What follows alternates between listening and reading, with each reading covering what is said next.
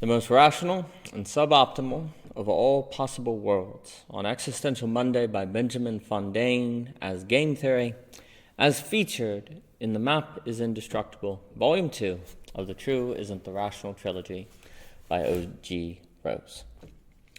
Would the best of all possible worlds, Leibniz discusses, be the most rational of all possible worlds? By this, I mean a world where only rational action occurred, assuming that it is theoretically possible, which I see no reason to think it isn't. A world where everything that happened could be translated into rational terms, rationally justified, and rationally explained.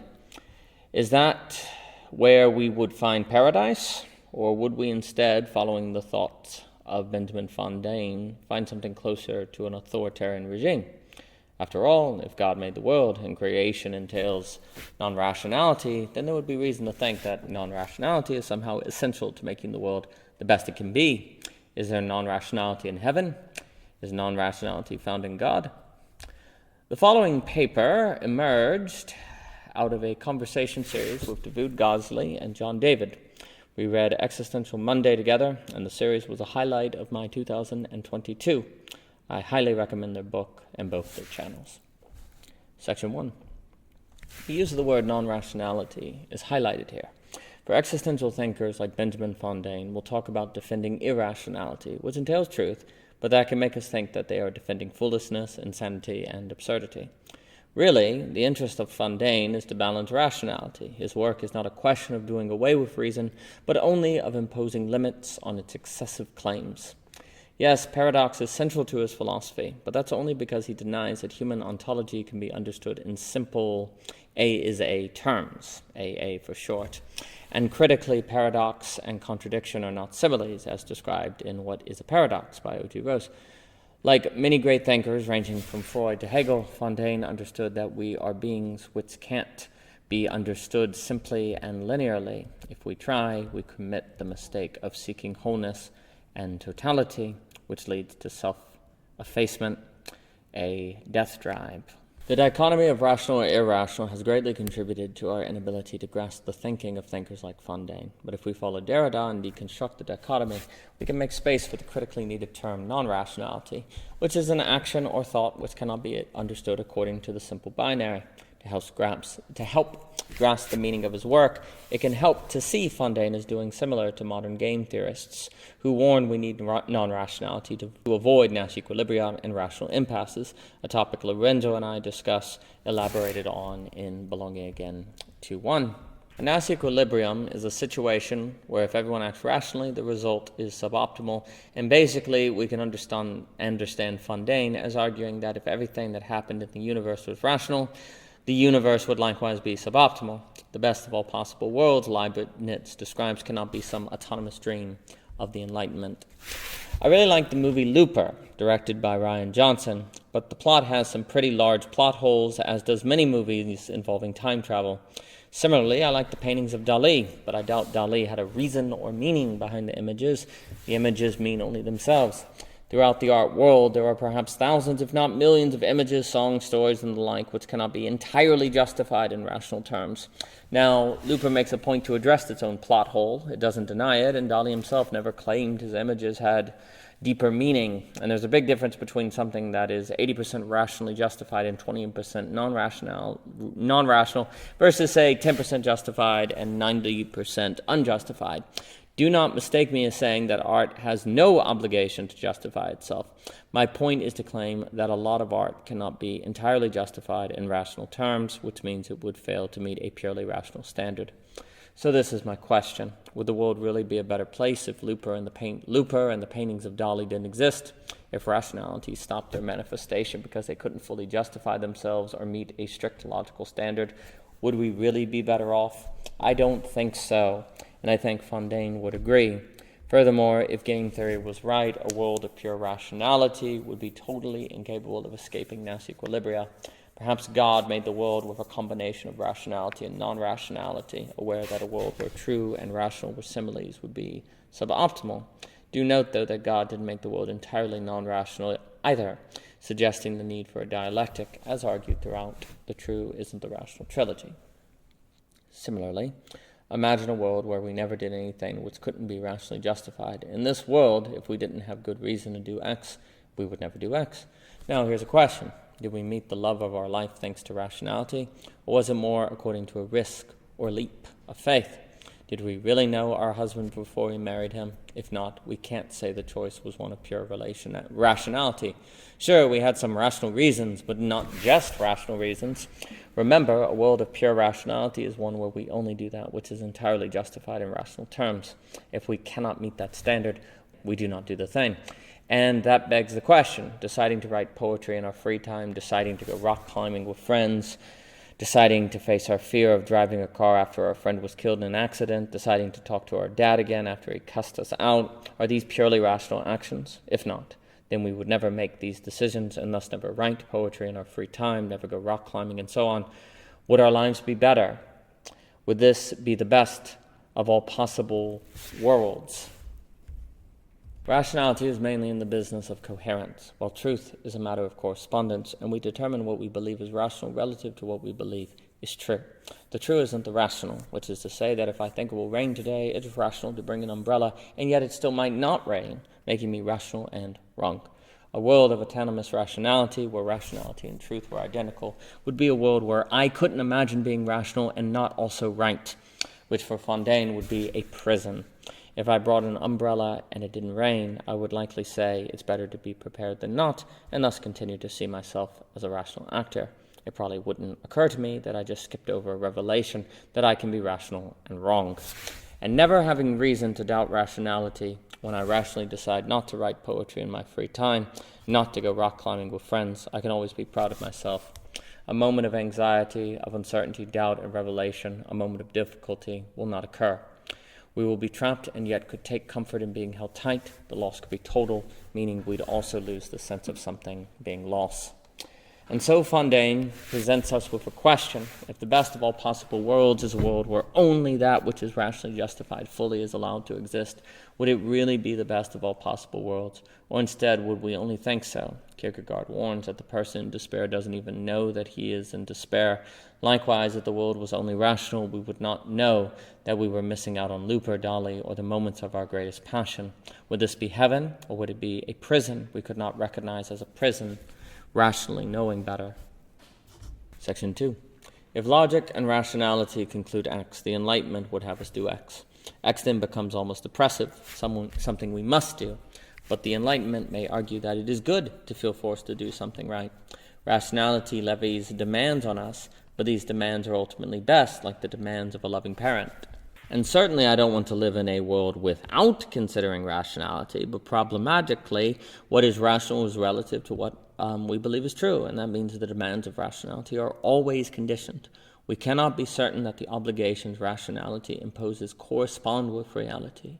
It could be the case that rationality compels us to do something wrong, for it is possible to do something that is rational yet wrong, as argued throughout O.G. Rose, because it is possible to ascribe to something as true that is not. To use the language of W.K. Clifford from Epistemic Irresponsibility by O.G. Rose and the Conflict of Mind, it is possible for us to be epistemically compelled to do the false and suboptimal, a point which can lead to conflict of mind situations. A nice equilibrium is when we can be compelled by epistemic responsibility to enter a suboptimal situation. And if we don't even have a category of non-rationality in our thinking, we are basically fated to end up suboptimal, unless we do what is irrational relative to the situation. This is a critical point. Relative to rationality, what is non-rational seems to be irrational, thus a reason why I am not totally against using the term irrational like Fondane uses, though I believe we need the term non-rational to really grasp his thinking. Irrationality is a term that accurately describes the phenomenological experience of non-rationality within rationality. So thinking about taking a leap of non-rationality as an irrational act could provide us with some emotional and psychological preparedness that will likely prove valuable. Also, we can associate non-rationality with neurodiversity, which Lorenzo argues powerfully is necessary for collective intelligence to avoid problems in game theory, though that is another topic for another time. Another example that I've used before on why autonomous rationality is problematic is Berdian's donkey, which is the story of a donkey that starves to death between two equally sized piles of grain because it cannot make a rational decision. For Fondane, this kind of situation describes our lives constantly, and in this situation, rationality can't help us at all. Ultimately, a non-rational choice or Kierkegaardian leap of faith must be made. Kierkegaard understood this problem as captured in his magnificent either-or. Marry and you will regret it. Do not marry and you will also regret it. Marry or do not marry, you will regret it either way. Laugh at the stupidities of the world and you will regret it. Weep over them and you will also regret it. Trust a girl and you will regret it. Do not trust her and you will also regret it. And so on. For Kierkegaard, there are always good reasons to do X and always good reasons not to do X. This isn't to say reason can never side with one thing over the other, but it is to say that there are many situations in which rationality cannot provide the deciding vote. Only we can. It might even be the case that there is a correlation between the importance and complexity of a decision and the need for non-rationality, suggesting that rationality could fail exactly when it is needed most. If all we have is rationality, not aware that we need non-rationality, this could determine us for something suboptimal. The phenomenology of perception by Narcisse Merleau-Ponty might prove useful here to describe the limits of rationality, though I would also point readers to the conflict of mind, notably the incompleteness of thought, which is indebted to Kurt Gödel. For Merleau-Ponty, rationality is always embodied. A fact alone would suggest autonomous rationality is impossible, for I am always reasoning through a body in a certain location in space-time, which influences my thinking. For example, if I am a great distance away from a lion, I might say the lion is small, but if the lion was closer, the statement the lion is small would seem crazy. Distance changes the rationality of the statement, though the truth of the lion's size remains constant, suggesting again the divide between truth and rationality. In a way, the lion is both small and large relative to distance, suggesting that our body and physicality make it possible for A equals B. Yes, someone may counter that it's not really the case that A equals B, but the size of the lion remains constant. But notice how overcoming this rational problem requires appealing to the truth of the lion's size. If for some reason all we had was rationality, if we could never access the truth of the lion, say because of a noumenon or something, this appeal could not be done, and thus it would practically be the case that A equals B, or that the lion had a changeable size, that there was not a constant AA. Bound to rationality, where the rationality was the truth, it would be true that size could change fluidity, which is to say a world where the rational is the true is very different from a world where the true isn't the rational. If we don't know which world we are in, the way we decide to live our lives will be very different. Fondane's point is to make it clear that we are in the second world, that this is best, and that we thus need to stop living like we are in the first. Since rationality can conform to the truth once it encounters truth, rationality can always feel more rational. It can quickly hide and cover the role of truth in its reformation. Though rationality might have me say the line is small from a distance, I can change my distance through walking, a non-rational act, to make it rational to say the line is big, which creates the phenomenological and emotional impression that rationality has increased in rationality. Really, what has happened is that rationality has increased in its non-rational access to truth, a distinct category. When rationality gains correspondence to reality, rationality does not gain the correspondence in itself and thanks to itself, but by deferring to something outside of itself. When rationality gains more correspondence, it feels like it got more rational. The crack is instantly covered, but really it has gotten truer, which is to say rationality has gotten more non-rational. When rationality expands, it expands thanks to a non-rationality it instantly conceals, making it seem like non-rationality had no role at all. Coherence, rationality, isn't correspondence truth, but increased correspondence will also likely increase coherence, making it seem like they are identical. However, increased coherence doesn't necessitate increased correspondence, and it is in this direction that we can discover a crack and division. That's why Fondane emphasizes non-rational action like Kierkegaard. If we do that, which cannot be understood by our own coherence, a kind of line of flight Deleuze discusses, which avoids comprehension, calculation, and capture, then this unveils a possible divide between coherence, rationality, and correspondence truth. And once we learn the revelation of this possibility, we can carry it with us to re-examine our entire lives through. Though the lion example may seem simple, I think the point is easier to make and grasp if we imagine ourselves approaching the lion enough that we can observe its quantums. I will not expand on the topic here, but generally things operate on the quantum level very differently than how they work on the level of large things. Thus the difficulty of combining general relativity with quantum mechanics. Quantums jump through space in strange and unique ways, and they seemingly exist in multiple places at once. Considering this, our concept of natural law and how the universe works is all conditioned by our positioning and size in space-time. Rationality is deeply tied to embodiment, which brings to mind Seth Dillinger's excellent work, which makes it possible for us to be separated from truth, and yet embodiment and rationality are what make it possible for us to learn truth. The answer is not to abandon them, but to recognize their limits and need for dialectics. Narcisse Merleau-Ponty was a genius, but the point is that embodiment, a truth of our being, and rationality are indivisible. The truth of our embodiment conditions our rationality, which simultaneously makes rationality possible, but also renders rationality incomplete, and yet rationality naturally presents the world to itself as if it is complete. This is the great double action and trick of rationality that we need Fondane and non-rationality to overcome. Rationality is what makes truth meaningful and comprehensible, while at the same time making it seem like truth is nothing more than rationality.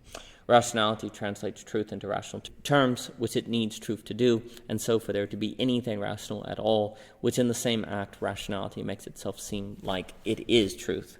Section 3. For rationality to escape Nash equilibria, it must accept its own limits, which brings to mind how Hegel believes rationality becomes fully itself, quote-unquote, by realizing its limits and inabilities, as argued by Cadell-Lash. Rationality is fully rational only as non-rationality, with the non in parentheses, per se, which means rationality must undergo a negation sublation. Also, this suggests progress toward absolute knowing is the only way to ultimately avoid all Nash equilibria, but that's another topic for another time. Rationality without non-rationality becomes autonomous rationality, which is a force of great destruction, as we've learned from Hume in Deconstructing Common Life by O.G. Rose, featured in The Conflict of Mind.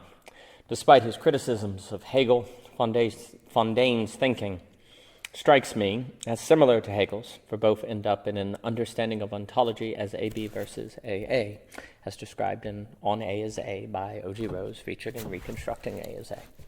In other words, for Fondane, the thinking of Kierkegaard is accurate. Man, then, is a synthesis of psyche and body, but also a synthesis of the temporal and the eternal. We are not merely temporal, AA, or only eternal, AA, but a split subject, AB. For this reason, we can suffer anxiety. But here's something funny. Anxiety, then, is hopeful, for it means we are capable of escaping rationality and doing the non-rational. However, this hope might be based on something like the experience of children learning that they can leave home. There was hope in freedom, but also a sense of losing security. If we never experienced anxiety, that would mean there was never an opening between the true and the rational, which is to say that the true would be practically equivalent to the rational. That coherence would be practically equivalent to correspondence, AA. Of course, truth and rationality are not actually identical, but they could be practically, and that is a life, Fondane warns, is trapped and imprisoned without knowing it is trapped and imprisoned. It's a kind of total depravity, which is a state in which the capacity to recognize depravity is also lost. Funny enough, that means anxiety is necessary for freedom, though that also means the revelation of freedom is unveiled with a feeling that will probably make us not want it, an irony explored in The Blank Canvas by O.G. Rose. We do not feel joy when we gain freedom. We feel anxiety. The joy of freedom we often describe is actually more so a joy of being able to do what we want to do, but that is perhaps only the freedom of desire to which we might be a slave. This is not necessarily the freedom of us. The real joy of freedom only comes after the crucible of anxiety, if it comes at all, that is, the great Monday Kafka discusses. There is little freedom where there is no non-rationality, but there is also little anxiety, and in this way, perhaps the dream of the Enlightenment was ultimately a subconscious effort to escape freedom, anxiety, and by extension, responsibility, behind a mask and self-deception of intelligence. Now, again, I stress, a world without rationality would be a disaster, but a world without non-rationality is likewise problematic. This is what thinkers like Vico and Hume understood, and Fondane continues a critical line of thinking that I fear is not studied much in universities, precisely because it might threaten their legitimacy. But that's just me being cynical, and I refer to this as the modern counter-enlightenment. In Hegel and the Ontological Implications of Pure Thought About What's Not There by O.G. Rose, it was argued that humans unveil their unique capacity to meaningfully define themselves in terms of creation outside of causation precisely thanks to pure thought, which is a thought that cannot possibly correspond to reality. The example of a contradiction is focused on in the paper, and it is argued that the fact we can think of something that cannot possibly exist suggests something important and unique about our being, mainly that our thinking is not bound by materiality. We are free in a way, and Fondane is basically arguing that we are also not bound by rationality. Non-rationality also exists, and we get to choose between non-rationality and rationality. Sometimes rationality is the better choice, but other times non-rationality is important, as already described. If we don't even know we can and must make this choice because we're always already choosing rationality, then the likelihood we end up in a suboptimal result is very high. According to Fondane, like Adorno and Horkheimer, that's exactly what happened with the totalitarianism of the 20th century, and exactly what can happen with our own personal lives as well. Pure thought is evidence that we as humans are not merely products of causation, but also creation, and it is on these grounds that we actually give ourselves good reasons to hope in the possible, to allude to Levi Stetson, who Fondane praised. As long as there is always possibility, we are not fated or determined, and we are certainly not doomed for the suboptimal result of Nash equilibria, conflicts of mind, and/or inescapable, internally consistent systems, such as the C word, which is a topic expounded on the C word in Pandora's Rationality by O.G. Rose. If we can think pure thought, we are not bound by either coherence or correspondence, and though we don't want to be totally unaligned with either, that would be chaos, effacement versus negation, and non-dialectical. It's also good to know we aren't stuck in them, though again, there is an anxiety we can feel when we realize we can leave home along with freedom. Pure thought unveils thinking and the world are distinct, meaning that there is in fact a distinction between coherence and correspondence. In this way, Hegel's realization is pregnant with important implications which align with Fondane and Kierkegaard. Section 4. The possible is a significant theme in Fondane's work, inspired by Levi Stetson, his teacher and friend, who gave Fondane the tools to develop an irrationalist philosophy of the impossible. Like Hume, for Fondane, creating and explaining this philosophy was urgent, a matter of life and death, for he believed that the threat of Nazism stemmed from an excess of rationalism, a point which Samuel Barnes also explores. Reason deals with abstract universal categories, and if the world is going to fit into reason, it must thus be abstracted into reason, a kind of violence, where Fondane warned it melted in the air, alluding to Marx. Considering this to satisfy the demands of reason causes not just a acquiescence to slavery, but to a kind of amputation. Something precious is lost, something more which we can associate with non-rationality. Once this amputation occurs, we cut ourselves off from non-rationality, leaving us with only autonomous rationality, with which suboptimal results become only matters of time. Do note that suboptimal result can entail hell. To save the non-rational, both Stetson and Fondane defended the possible, which is to say that everything is possible. There is nothing for either thinker which rationality can bracket out and deem beyond the realm of existence. Rationality lacks that kind of power. In stressing possibility, going so far as to suggest undoing the past and God's ability to violate logic, the two thinkers want to weaken the power of rationality and are thinking that everything must live up to rationality or else not be justified to even exist. Fondane and Sestov both discuss the God of the Bible versus the God of the philosopher, with the first being over reason, while the second is under reason. The God of the Bible can change the past and create unliftable rocks, while the second God cannot. For Fondane and Setston, the second God is only a lowercase g God. God is reason, is what both thinkers fight, for it is a schema in which non-rationality is likely doomed and sacrificed on an altar, leading to suboptimal results. What exactly is the impossible? Well, to start, we can say that Fondane wants to stress the imaginatively possible over the rationally justified, which is to say that if we can imagine it, why couldn't it happen? In Fondane, we could say that there isn't necessarily such thing as pure thought, which again alludes to Hegel's idea that there are thoughts that do not correspond to reality at all, like a contradiction. And thought for Fondane could correspond with reality, even if it is right now just a pure thought. While for Hegel, pure thought suggests something unique ontologically about humans, that we might be in the world but not of it, pure thought for Fondane can possibly be transformed into a corresponding thought instantly. Reality can change radically at any moment. We are not stuck. Relative to whatever we are used to, and whatever is the case, it is always possible that we suddenly become the exception. Where everything is possible, patterns like natural laws and what we are used to must always be held with an open hand, a point which suggests Hume. We are not stuck, but again, do note that the hope this might give us could be similar to the hope of a young boy who realizes he can leave home. Can we imagine ourselves happy? It helps me understand the possible Fondane and Sestov discussed to think of it as aligned with the work of Quentin Malesou, who wrote After Finitude and supports radical contingency. What is that? I think this quote captures the position well. Instead of constructing the absence of reason inherent in everything as a limit that thought encounters in its search for the ultimate reason, we must understand that this absence of reason is and can only be the ultimate property of the entity. We must convert fasticity into the real property, whereby everything in every world is without reason and is therefore capable of actually becoming otherwise without reason. For the truth is that there is no reason for anything to be or to remain thus, and so rather than otherwise, and this applies as much to the laws that govern the world as to the things of the world. Everything could actually collapse, from trees to stars, from stars to laws, from physical laws to logical laws, by virtue of the absence of any superior law capable of preserving anything, no matter what, from perishing.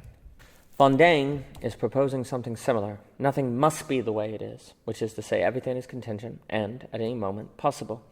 If this is the case, rationality can never have the last word, but the possible could always break through and shatter whatever rationality might construct.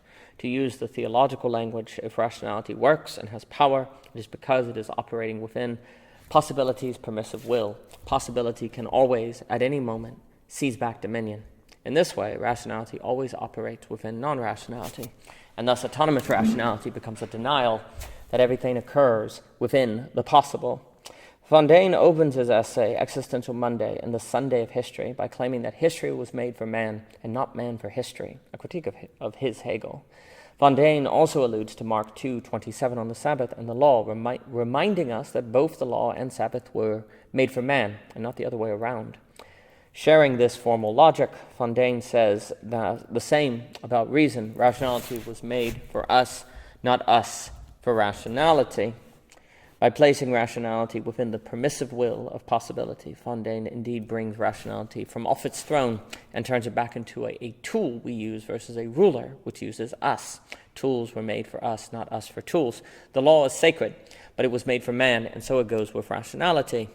And here one should note Mikey Downes' work on Zizek and Nick Land and consider if capital is the logic that leads to AI, perhaps rationality is the logic that leads to capital, and so Fondane's work can be aligned with thinking Nick Land and Zizek, as Mikey Downes indeed does so well, and please do see his new book.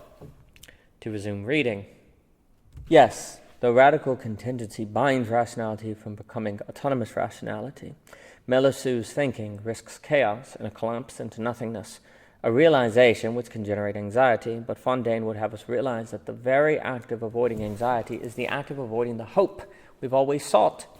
We are our obstacle, and Fondane suggests that there can be key moments when we realize this and our need to dethrone rationality in favor of possibility, of our need to avoid the Greek philosopher in favor of the biblical philosopher, per se. Fondane makes this point with a description of Turkjeff. At the very moment when Turkjeff's heroine drops to the floor, the doctor of the district, terrified, cries out, "A doctor! Quick, a doctor!" The philosopher, too, is so little prepared to deal with the problem of the existent, that more than once he should cry out, "Quick, a philosopher, a real one!" If we believe that rationality will always save us, Fondane notes that this cry unveils nothing, that it is mere chatter. But if instead we accept the role of non-rationality and even assume that we subconsciously recognize our need to escape autonomous rationality, then the moment of this cry unveils something deep. It is possible that we sense the inadequacies of rationality and our need for possibility. But it is not until our most desperate moments that we suggest this is the case and perhaps admit the truth to ourselves. Our God shouldn't be God at all, but we will not admit this until the moment when faith in rationality becomes irrational, a Nietzschean transvaluation, it would seem, which occurs in the moment of the exception Fondane discusses. Unfortunately, once the Nazis are at the doorstep of Paris, the Nazis are here. The sick person cries out for the possible, but is drowned out by the voice of the philosopher who cries out for the intelligible, and so our world turns, increasingly suboptimal, and for good reason, quote-unquote. Not only is this good reason provided by reasoning to itself and being itself, reason by definition always has good reason to be itself, but also because really accepting the possible is existentially terrifying. I mean, can we really imagine taking Melissus seriously? How could we function? And yet radical contingency is a doctrine of hope precisely in its anxiety. It means there is never no exit, Sartre. There is always possibility, but gaining that hope requires accepting that nothing is solid, a trade-off like Pandora's box. Everything can change, which might be an idea that we can mentally assent to, but not fully. Unfortunately, the experience that will make an exception of us and give us over to existential problems does not depend on us. The wind blows wherever it pleases. God is a lion, but so is Satan, according to 1 Peter. Flannery O'Connor describes grace as a bull with sharp and hugging horns. Accepting that everything can change requires facing the void, because the doctrine of radical contingency must mean that behind everything is a kind of nothingness, an absence of any ontological support or ontological givenness. The reason everything is what it is right now is because everything is what it is right now. No guardrails behind the veil of reality are forcing everything to stay on some track, a point with which Plato may disagree. But even if we don't accept this doctrine of radical contingency, accepting the limitations of rationality and requiring non-rationality indeed requires accepting a kind of nothingness too. For there is nothing which can really prepare us for what's out there. If my idea of my laptop is never fully the laptop, if the map isn't the territory, then my idea isn't the laptop itself, which would suggest that my idea is, to some degree, about nothing. All ideas in big and perfect entail a kind of nothingness, a point expanded on in Through Nothing We Know by O.G. Rose, featured in Reconstructing A as A. Elsewhere and more often, we use the language of lack instead of nothing with the NO in parentheses, both in that ideas are invisible and not there, and in that ideas must fill in gaps about things that point at precisely in only being signifiers and not the signified. Additionally, following Deleuze, everything in reality is one of one. There is no sameness. That would be an effacement, which means that technically everything is nothing like everything else. And yet thinking is only possible thanks to patterns. Without them, everything would be an unintelligible chaos, which is exactly what Fondane wants us to realize could be the case, liberating us into anxiety. Similarity and patterns then must be things in the world but not of it. But if the world is everything, then what is not of it would be nothing. Thus, there is something about nothingness which makes life meaningful and absurdity, and since nothing isn't there, this is hard to grasp. The effort to do so causes anxiety. The Blank Canvas by O.G. Rose argued that we cannot reason from nothing. In order to meaningfully define the rational from the random, there must be something pre-existing, a truth. This is strange, for if rationality operates precisely according to principles which seem out of this world, we are always thinking to some degree about nothing, for signifiers are not the signified. Rationality would be impossible where there was nothing, and yet rationality seems to operate according to some kind of nothing. This would suggest the involvement of non-rationality in a dialectic simply forces rationality to unveil its own nature, to bring out the background into the foreground, the non of itself that makes rationality possible. Hard to say. Anyway, following the blank canvas, it could be argued that a state of nothingness, nihilo, is a state that unveils rationality is ultimately powerless on its own. The power of rationality is always supported, transferred to it from truth and experience, the aesthetic as the paper calls it. Any power rationality has is given to it and not its own. In realizing this, we can actually realize that rationality only has power over us if we let it. This was Fondane's point. Found also in Kierkegaard and Nicholas Berdyaev, we decide if we believe in the possible or not, and thus we decide if we see rationality within the permissive will of possibility or not. Since ideas are practically eyes, our view of rationality is either in control or permitted will drastically change how we live. Existentialism often discusses experiences of anxiety and nothingness, and it is these experiences which can unveil the weakness and incompleteness of rationality. The blank canvas hopefully explains why, for though that paper describes an extreme thought experiment to make the point, the same logic applies to some degree regarding experiences that nothing is like. These would be the experiences of the exception that Fondane discusses, highlighting both Job and Abraham from the Torah to explain what he means, as there would also be the experience of thought itself, for it is through nothing we know. Facing nothingness requires facing anxiety, and feeling anxiety could easily be interpreted by us as a sign that we shouldn't be doing what we are doing, especially if we don't know any better. Ironically, though, anxiety is also the feeling of the possible, without which there can be no hope. Fondane mentions Nicholas Berdyaev at one point, and I recall Berdyaev's book, The Meaning of the Creative Act, inspiring a thought alongside Viggen Goroyan, who I also adore. He was a professor of mine, making a theological point: only God can create, for only God can create ex nihilo, while humans can participate in the image and likeness of creation, but ultimately only cause. True creation requires nothingness, for otherwise we are creating with things we did not create, which is to say we are creating out of pre-existing material. Now, none of us can be God, so none of us can really create ex nihilo, but we can approach this idea and create more than cause to some degree. To the degree we are like ex nihilo is to the degree we are non-rational, even if we think we are only rational all the while. Existentialism rightly associates nothingness with freedom, sometimes morbidly, as in condemning Sartre. For there is nothing holding us back or stopping us, so if an increased role of nothingness creates both the possibility of freedom and creativity, we can hence associate freedom and creativity. But with a catch.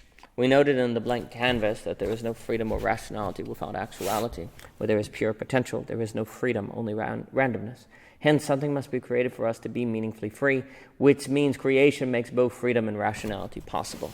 Increases in creativity increase freedom and rationality, both of which can then be used to generate more creation. Problematically, though, both freedom and rationality can be used in evil and effacing ways, a point which suggests the Grand Inquisitor, as we will later discuss. Creation starts everything, which means non-rationality starts everything. Rationality and freedom are not first, but second, suggesting further why the forsaking of non-rationality is so strange, which is to say that in the beginning there was no possibility of misuse. However, that also means there was no possibility for free and rational beings. Was being better before creation? The Grand Inquisitor seems to think so. Anyway, the conditions which make non-rational creation possible are also the conditions which create anxiety. Like us, nature naturally abhors a vacuum, but nature doesn't face a choice when it encounters one. It naturally causes a solution, per se. There is no anxiety, for there is no choice. But when humans encounter nothingness, say in an existential moment, humans naturally freeze up. While nature rushes in without a second thought to fill vacuums, humans often don't know what to do, a moment which unveils a framed distinction between humans and nature, and anxiety paralyzes them. And for good reason. Where there is nothingness, or something not like anything else, an experience of an exception, which the brain cannot easily or readily process, then there is no information source according to which the person can meaningfully define rational action. Rational action is purely impossible, but that doesn't mean action is impossible. What is needed is non-rationality. Unfortunately, if we as humans have been trained to believe that we should never do anything but what is rational, we will have been trained to stand there motionlessly. If we are autonomously rational when we encounter nothing, we will end up like Bertie and the donkey. Nothingness is a rational impasse which only non-rationality can address. It is an experience which unveils the necessity of non-rationality and correctness of Fondane. Again, existential experiences are the ones which unveil the ultimate powerlessness of rationality, which is strange because autonomous rationality, according to Hume, is characterized by tyranny, force, and power. This suggests that autonomous rationality becomes pathological, violent, and oppressive precisely because it is trying to hide its lack of power, its ultimate impossibility, and logical effacement. Autonomous rationality isn't even actually rational, which is to say it doesn't correspond with truth, and so it is ultimately a pathological and neurotic phenomenon, hence why it is so dangerous, especially because it entraps in itself and its internal consistency. In this way, though Fondane's support of irrationality sounds like he is supporting something dangerous for our mental health, Fondane is actually proposing a way for us to maintain our mental health, non-rationality. What Fondane suggests is an answer to the meaning crisis, but more on that later. We have described how thought always entails some degree of nothingness, because signifiers aren't the signified, because maps aren't territories, and so on, and that would suggest all thought entails some degree of non-rationality and creation. There is no idea of a cat in the world, only the signified creature itself. Relative to the world, humans create ideas. Now, I'm not saying thoughts entail no degree of causation, only that they entail degrees of creation, which is to say they are like nihilio. This hints at why anxiety results from thought, though fear can result in response to the material and physical world, and certainly it's not always easy to tell the difference. Considering its indivisibility from nihilio, thought is existential, a facing of the ungraspable ability of existence, where signifiers never equal the signified. And to the degree we accept this is to the degree we can participate in non-rationality, a dialectic versus a facing autonomous rationality. Deeply taking seriously the nihilio aspect of thought, the ultimately uncrossable divide between coherence and rationality and correspondent truth is ultimately a revelation on the ultimate role of non-rationality, even if we don't acknowledge it. This means that when we are autonomously rational, we are likely only supposedly autonomously rational. It is an act of self-deception that is thus neurotic and pathological. In its very dismissal of subjectivity and personality, autonomous rationality is a psychological phenomenon. Autonomous rationality cannot be actual, and thus it cannot be epistemologically justified. And what it judges, it becomes. Not even non-rational. Autonomous rationality is just irrational, and irrational precisely in its seeing of itself as purely rational. It is thus pathological, self-deceptive, and dangerous, but it is also problematically comforting. It tells us we don't have to face the nihilio of the world, the nothingness which non-rationality necessitates, and that means we don't have to suffer anxiety. We are safe. We are safe with our dangerous pathology, and that means we never have to create effaced. Creation is a non-rational act, for again it must occur before rationality to make rationality possible. The non-rationality of creativity is sustained and present in the non-rationality of freedom, which can then be dialectically related to rationally, to give rise to the optimal dialectic of rationality and non-rationality. But freedom is also free to do otherwise. If the universe is radically contingent, we can choose to see it as determined. Benjamin Fondane supported a view of the universe which is like Melissu's, precisely to justify us taking seriously the possible, a view of which makes us free and unbound from rationality.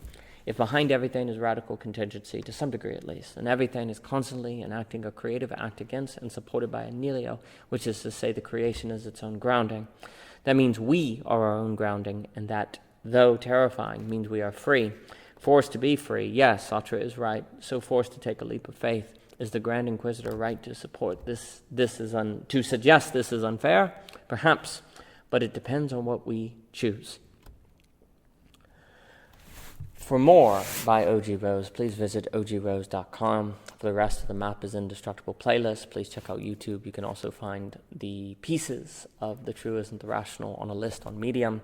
And thank you so much for your time.